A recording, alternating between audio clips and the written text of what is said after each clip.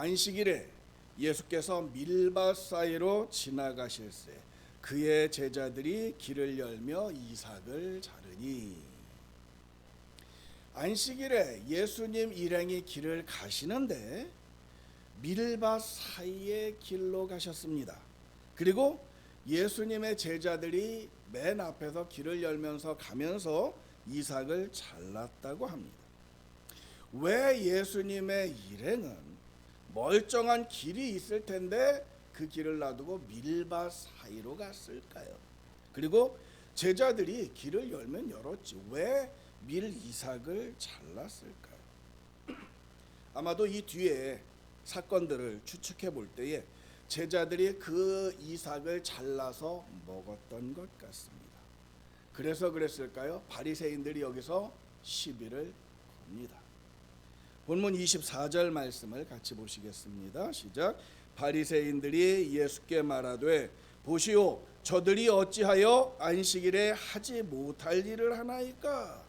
제자들이 안식일에 하지 못할 일, 해서는 안 될 일을 했다라고 비난을 합니다. 절대로 해서는 안 될 일, 못할 일. 제자들이 무슨 일을 한 걸까요?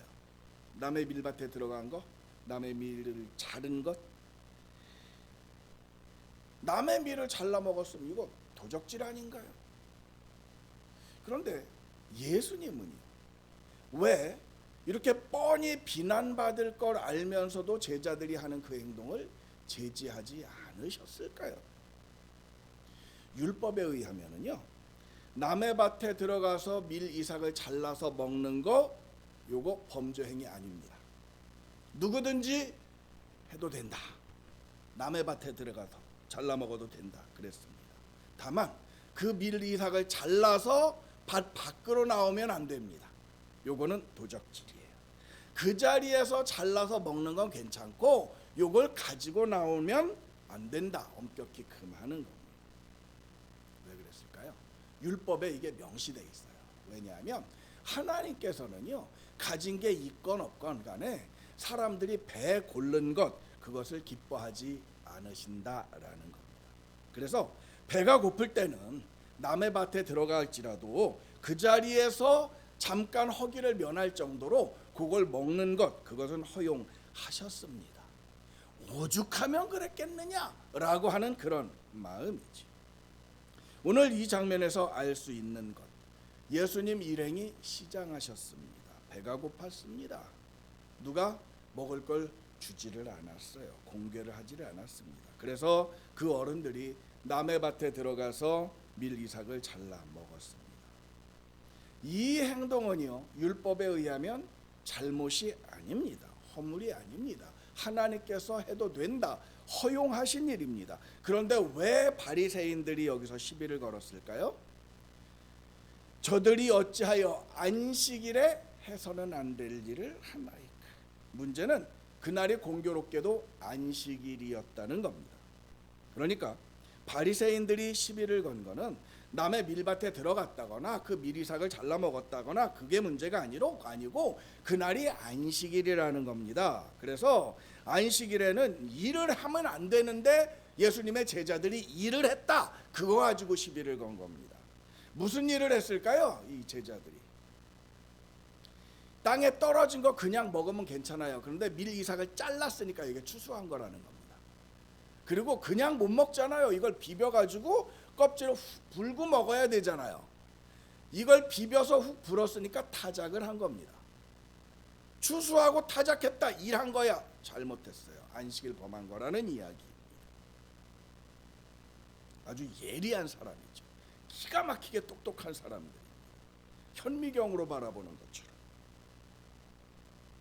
그러자 예수님께서 구약 성경의 한 사건을 들어서 그들의 입을 막아버립니다. 본문 25절 말씀을 같이 보시겠습니다. 시작. 예수께서 이르시되 다윗이 자기와 및 함께한 자들이 먹을 것이 없어 시장할 때에 한 일을 읽지 못하였느냐. 사무엘상 21장 1절부터 6절까지에 기록된 이 기사를 인용을 한 건데요. 다윗이 사울 왕에게 쫓겨다녔잖아요. 그렇게 수년을 쫓겨다니다가 쫓겨다닐 때는 제대로 먹지도 못하죠. 그 도망 다니기에 급급했습니다. 그러다가 어느 날 노비라고 하는 성읍으로 쫓겨서 밀려 들어갔어요. 그동안 다윗도 그렇고 함께했던 부하들 동료들도 먹은 게 없어서 너무 배가 고팠어요. 그래서 거기서 제사장 아히멜렉에게 가가지고 먹을 게 없다, 배가 고프다, 며칠을 굶었다, 먹을 것 좀 달라. 그러니까 이 아히멜렉 제사장이 먹을 게 뭐 풍부하게 있는 게 아니잖아요. 그래서 지금 있는 거라고는 성전에 들였다가 내온 진설병 요거밖에 없는데 이거 먹어 하고 다윗과 그의 일행들에게 그걸 내어 줘서 먹게 했습니다. 진설병이라는 거죠. 성소 안에 그 떡상이라는 상이 있습니다. 거기에 이스라엘의 12지파를 상징하는 떡 12덩어리를 6개씩 두 줄로 해가지고 하나님 앞에 드립니다. 일주일에 한 번씩 금요일마다 바꿔서 드립니다. 새 것이 들어갔으면 전에 있던 거, 일주일 전에 드렸던 건 내오잖아요. 근데 이걸 어떻게 처리하냐면 이건 제사장이 먹게 돼 있습니다. 하나님께 드려졌던 거룩한 거기 때문에 일반인들이 먹으면 안 돼요. 일반인들이 먹으면 죽어요. 오직 제사장만이 먹을 수 있었습니다. 요즘도 성찬식을 한 다음에 남은 떡이나 포도즙 같은 것들은 땅에 묻거나 아니면 목사가 먹습니다. 근데 이걸 잘 모르는 성도들이 이거 남은 거네, 맛있겠네 하고 막 먹으려고 마시려고 하는데 안 됩니다. 그러면. 근데 그렇게 해서 이 당대의 대제사장, 제사장이었던 아히멜렉이 굶주려서 힘들어하던 그 다윗 일행에게 제사장만이 먹을 수 있는 그 진설병을 내줬어요. 이 아히멜렉이 율법을 몰라서 그랬을까요? 알죠. 철저하게 알죠. 그리고 다윗은 이걸 먹었어요. 다윗이 이걸 먹으면 안 된다는 거 몰라서 먹었을까요? 알지요. 알면서 먹었어요. 그리고 다윗 일행은 그걸 먹고 굶주림에서 벗어나서 고비를 넘길 수 있었습니다. 여기서 예수님께서 주목한 것이 있습니다. 율법에 명시돼 있어요. 그런데 그걸 어기고 하나님께 드려진 거룩한 떡을 그들이 먹었어요. 그런데 그들이 어떻게 됐어요? 죽지 않았어요. 왜 그랬을까요? 역시 이 부분도요, 같은 맥락의 메시지입니다. 인간이 배 고른 거, 이거 하나님께서 원하시는 일이 아니라는 겁니다. 거룩한 것과 속된 것을 하나님이 구별하시기는 하지만 아무 때나 함부로 하나님의 거룩함을 침해하지 말라라는 얘기지, 죽게 됐는데 그거를 하나님께서 죽어도 해야 돼 라고 말씀하시지는 않으신다는 겁니다. 사람들이 고통당하는 거는요, 하나님께서 원하시는 바가 아닙니다. 먹을 게 없어 배가 고파 힘들어하는 사람들이 있다면 도와야 된다라는 이야기입니다. 하나님은요, 인생이 배를 골아서 힘들어하는 것 절대로 기뻐하지 않으신다라고 하는 겁니다. 근데 이 성경을 주의 깊게 쭉 읽으면 눈치챌 수 있는 게 있습니다. 뭐냐면 성경 기록이 조금 달라요. 예수님이 오늘 본문의 말씀에 아비아달 대제사장 때에라고 했다고 기록됐는데, 이 사건이 기록된 사무엘상 21장에 보면은요, 아비아달이 아니고 아히멜렉입니다. 아비아달은 아히멜렉의 아들이에요. 그런데 왜 마가는 예수님이 아비아달 제사장 때에라고 말씀하셨다라고 기록했을까요? 아히멜렉인데. 이유가 있어요. 이 당시에는요, 제사장, 대제사장 혼자 하는 게 아니고 그 아들도 제사장이니까 그 제사장 아들이 대제사장인 아버지를 도와서 함께 사역을 했습니다. 그리고 이 다윗이 왕이었던 시기가 40년이잖아요. 이때에 아비아달이 대제사장이었어요. 그리고 이후에도요, 아히멜렉은 이름이 별로 없고 아비아달은 아주 유명한, 후대에 2000년이 지나서까지도 기억되는 그런 사람이었습니다. 그래서 아비아달 대제사장 때라고 기록을 한 것 같아요. 아무튼 유대인들이, 바리새인들이 하늘같이 존경하는 다윗 왕이잖아요. 근데 이 다윗도요, 배가 너무 고파서 죽을 지경이 되니까 율법을 어겨가면서 거룩한 떡, 하나님께 드려졌던 질서울병, 그걸 먹었습니다. 그리고 그는 죽지 않았어요. 왜요? 하나님께서 이 경우에는 허락하시겠다라는 이야기잖아요. 하나님께서는 이럴 정도로 인간이 배를 고른 것, 이런 거에 대해서 마음 아파하신다라는 그런 얘기입니다. 그런데 비록 안식일이지만 남의 빌밭에 들어가서 밀이삭을 잘라서 먹었다. 그러면 이걸 어떻게 볼 거냐? 율법을 어겼다라고 볼 거냐? 아니면 야, 얼마나 배가 고팠으면 이렇게 했을까? 이런 동정의 눈으로 바라볼 것이냐라고 하는 두 가지의 시각, 시선이 있어. 이 장면에서 예수님이 얼마나 단호하셨는지 그 이후에 이렇게 말씀을 하셔요. 27절과 28절의 말씀을 같이 보겠습니다. 본문 27절과 28절의 말씀 시작. 또 이르시되 안식일이 사람을 위하여 있는 것이요 사람이 안식일을 위하여 있는 것이 아니니 이러므로 인자는 안식일에도 주인이니라. 더 논쟁하지 마라. 딱 단언합니다. 그리고 안식일 자체를 위해서 사람이 있는 게 아니고 하나님이 안식일을 제정한 것도 사람들을 위해서 한 거다라는 그런 말씀입니다. 이 장면에서 두 그룹의 사람들이 보입니다. 먼저 바리새인들, 거룩한 사람들입니다. 하나님의 말씀, 율법 단 하나도 놓치지 않으려고 정말 정성을 다하는, 최선의 노력을 하는 그런 사람들입니다. 이 사람들은요, 옷차림도 달라요. 걸음걸이도 얼마나 거룩한지 달라요. 아무리 힘들어도요, 나는 율법대로 살 거야 다짐하고 또 다짐하는 사람들입니다. 그래서 그들은 행동 하나하나, 말 한마디 한마디가 다 경건하고 거룩합니다. 반면에 또 한 그룹은 꾀죄죄합니다. 얼굴 모습, 옷 입은 폼만 봐도 그들의 지식 수준이나 교육 수준이나 집안 수준 짐작할 수 있습니다.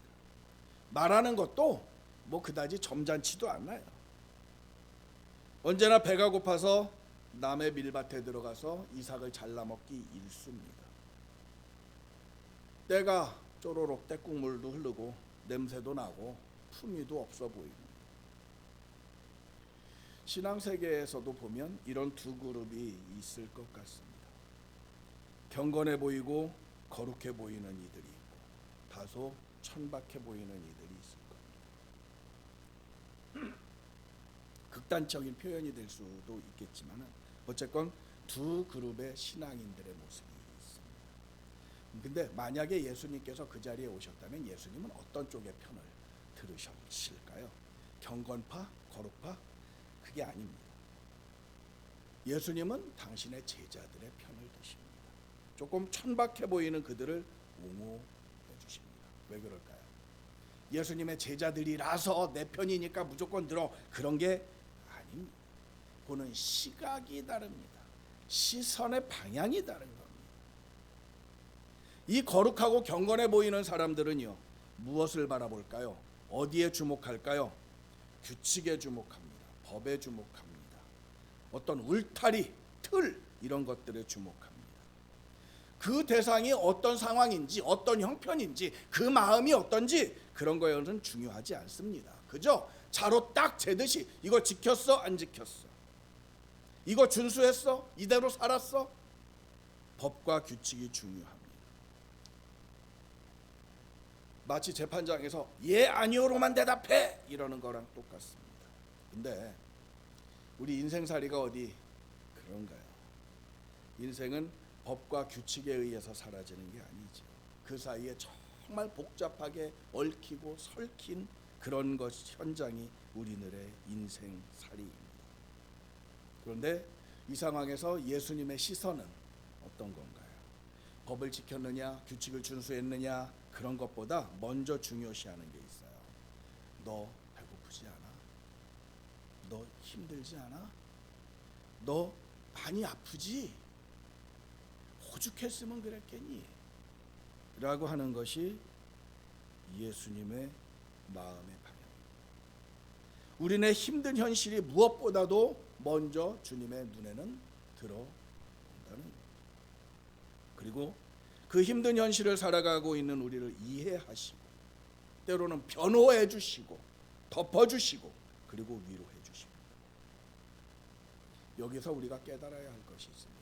뭐냐면 보는 관점에 대해서, 주목하는 것에 대해서 바리새인들은요, 종교적인 계율과 규칙, 그거에 대한 준수 여부에 늘 주목을 합니다. 이거 지켰어? 이거 했어? 너 이거 자격 있어? 그런데 예수님은 아니에요. 그것들보다 더 우선시하고 중요시하는 것이 있습니다. 예수님의 시선이 늘 머무는 곳은 너 지금 삶의 형편이 어때? 그런 걸 물어보시는 거예요. 그래서 힘든 삶을 사는 이들에게 규칙 준수해야 돼, 율법 반드시 지켜야 돼, 이렇게 짐을 자꾸 하나하나 얹어주는 것이 아니라 그 짐을 오히려 하나하나 덜어주시고. 예수님은 우리 생활에 얼마나 절제가 있고 절도가 있고 규칙을 잘 지키느냐, 이걸 먼저 따지고 챙기시는 분이 아니시오. 이런 거에 대해서 우리가 신앙생활이라는 것에 대한 오해를 하면 안 됩니다. 기도생활 철저, 경건생활 철저, 금욕적이고 희생적이고 이런 거 하지 말라는 얘기는 아닙니다. 그런데 이게 전부인 것처럼 하면 안 된다는 겁니다. 이런 형식을 넘어서서 그 중심에 무엇을 가지고 있느냐라는 겁니다. 어느 믿음 좋은 며느리가 예수님 안 믿는 시어머니에게 정말 늘 핍박받으면서 시집살이 아주 고되게 하면서 살고 있었습니다. 그런데 이 며느리는 시어머니의 그 영혼을 위해서 매일매일 눈물로 기도합니다.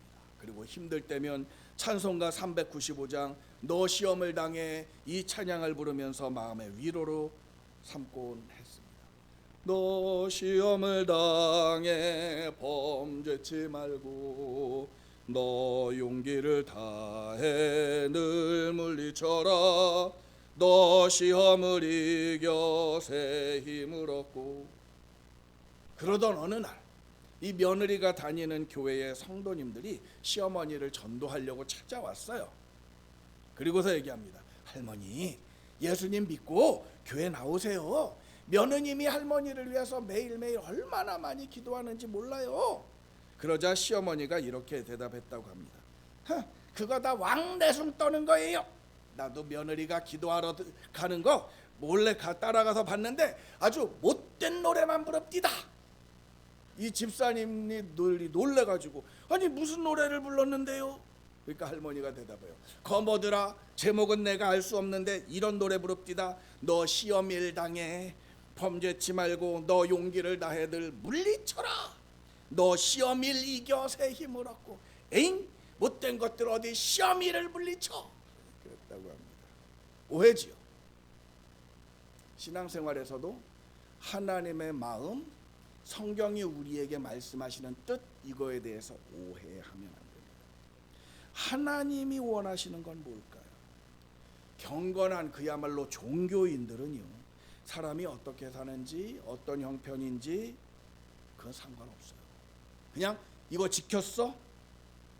이대로 했어? 이런 것들이 중요하다는 겁니다. 거룩한 종교인들은요, 이유, 상황 이런 거 따지다가 신앙생활 제대로 못해. 이유가 어떻든 사정이 어떻든 이건 반드시 지켜야 돼 라고 이야기하면서 금욕과 금식과 금기와 이런 것들에 몰두합니다.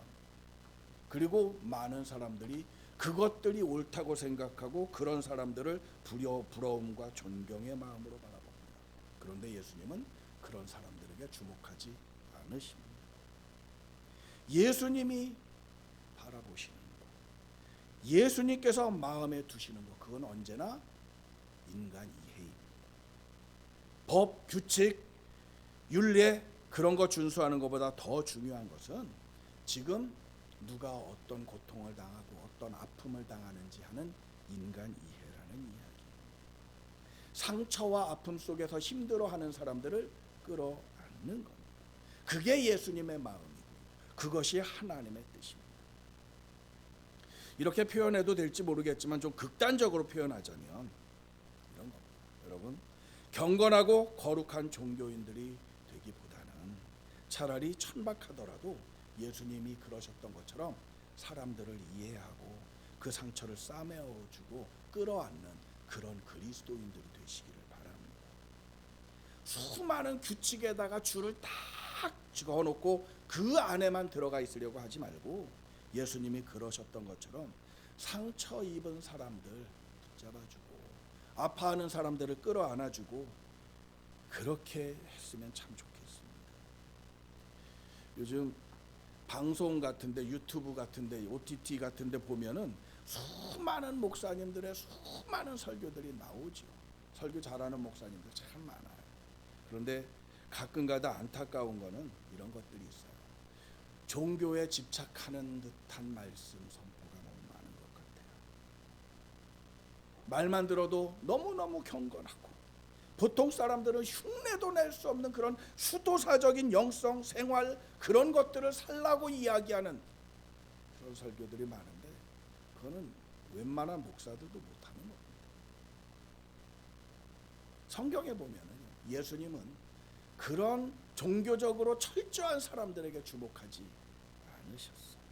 만약에 예수님께서 그런 사람들에게 주목하고 그런 사람들을 칭찬하셨다면 제일 칭찬받을 사람들은 바리새인들입니다. 그들은 정말 철저한 종교인들이었어요. 그런데 그 어디를 보아도 예수님이 바리새인들을 칭찬했더라 찾아보기 어렵습니다. 예수님께서 우리에게 보여주시고 가르쳐 주시는 것은 복음, 넓은 마음입니다. 따뜻한 인간 이해입니다. 그래서 예수님께서는요 죄인인 우리들을 바라보셨고요. 그래서 예수님은 죄악된 이 세상에 내려오셨고요. 그렇게 우리를 구원하셨습니다. 그러므로 사랑하는 성도 여러분, 언제나 우리가 먼저 하나님의 긍휼을 구하십시다. 그리고 그 얻은 긍휼로 나도 내 주변에 있는 사람들에게 긍휼을 베풀면서 모든 사람들을 긍휼히 여기면서 살아갑시다. 누가 조금만 잘못하면 그것을 지적하고 조금만 흠이 있으면 그걸 그냥 떠벌리고 그럴 것이 아니라 아픈 사람 다가가고 부족한 사람 채워주고 모자르는 사람 오히려 덮어주고 긍휼히 여기는 마음, 그게 복음으로 생명 얻은 진짜 그리스도인의 삶입니다. 자기의 자기 공로 그런 거 내세우지 말고 겸손과 겸허함으로 인생을 사랑하면서 예수님을 닮아갑시다. 때로는 경건하지 않아도 괜찮아요. 때로는 좀 가벼워도 괜찮아요. 그저 예수님의 마음으로 살 수만 있다면, 예수님의 눈길로 이웃을 바라보고 세상을 바라보고 나 자신을 바라볼 수만 있다면 거룩한 거 좀 덜해도 괜찮아요. 정말 바라기는 우리가 예수님의 마음으로 세상을 바라보고 예수님의 눈으로 사람들을 바라볼 수 있기를 주 예수님의 이름으로 축복합니다. 함께 찬양합시다. 하나님 아버지의 마음,